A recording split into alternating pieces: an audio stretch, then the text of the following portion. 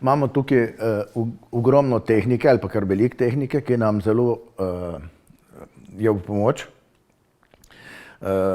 Imamo eno stvar, ki se imenuje sicer Smart Lokator in ena od stvari, ki nam je pomagala rešiti zadevo, je bil padalec, ki je proti večeru pristal nekje na Bohorju na enem od dreves.